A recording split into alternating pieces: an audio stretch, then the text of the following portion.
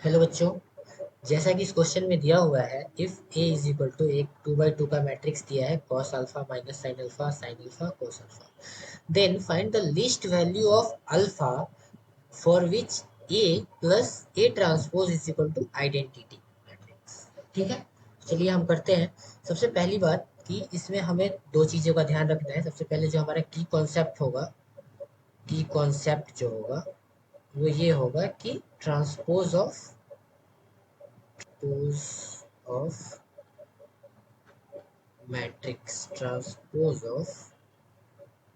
Matrix. ठीक है, तो हमें जो दी हुई है ए की वैल्यू, जो ट्रांसपोज दिया हुआ है वो है cos alpha minus sine alpha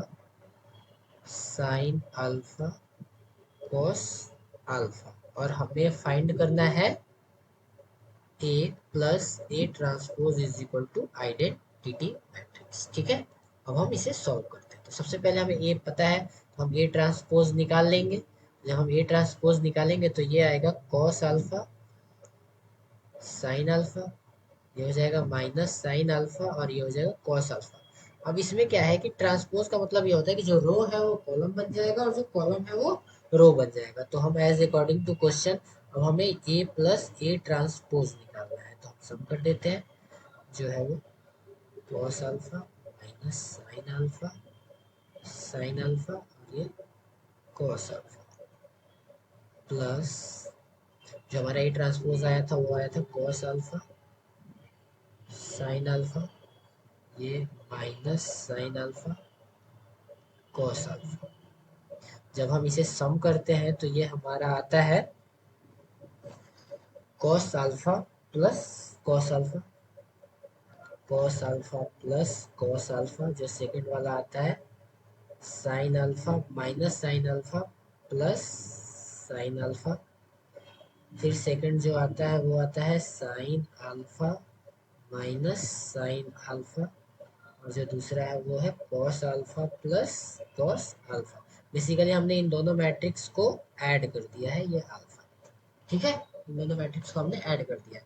तो अब यहाँ पे देखिए, दो चीज़ें आपकी नज़र में होनी चाहिए कि सबसे पहले ये प्लस माइनस है तो ये कैंसिल आउट हो जाएंगे और ये भी कैंसिल आउट हो जाएंगे।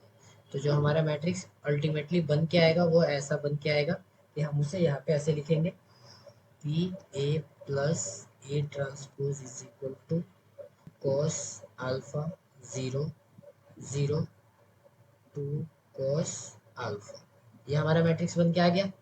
ठीक है, अब ये क्वेश्चन ये कह रहा है कि हमारा जो ए प्लस ए ट्रांसपोज है वो आइडेंटिटी मैट्रिक्स के इक्वल है, यानी कि ये जो हमारी वैल्यू है ये एक आइडेंटिटी मैट्रिक्स के इक्वल है, जो कि 1001 होती है। आइडेंटिटी मैट्रिक्स का जो डायगोनल एलिमेंट होता है वो 11 होना चाहिए, बाकी सारे एलिमेंट 0 होना चाहिए, इसे हम आइडेंटिटी मैट्रिक्स कहते हैं। तो ये भी हमारा 2 by 2 का मैट्रिक्स है और ये भी हमारा आइडेंटिटी मैट्रिक्स 2 by 2 का है। हम कॉरस्पॉन्डिंग एलिमेंट को ये कर सकते हैं, इक्वेट कर सकते हैं। तो ये होगा 2 cos alpha is equal to 1 होगा। तो यहाँ से हम क्या लिखेंगे, cos alpha is equal to 1/2।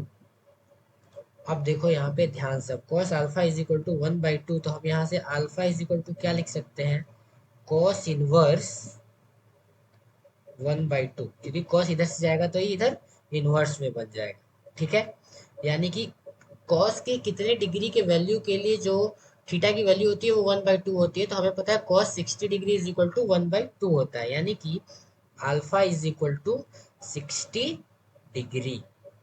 ठीक है, अगर डिग्री के टर्म में पूछा है तो हम 60 डिग्री लिख देंगे, और लेकिन अगर पाई के टर्म में पूछेगा तो हम क्या लिखेंगे, अल्फा इज इक्वल टू पाई/3। मतलब क्या है, पाई की जो वैल्यू होती है वो होती है 180 डिग्री, तो पाई/3 180/3 is equal to also 60 degree.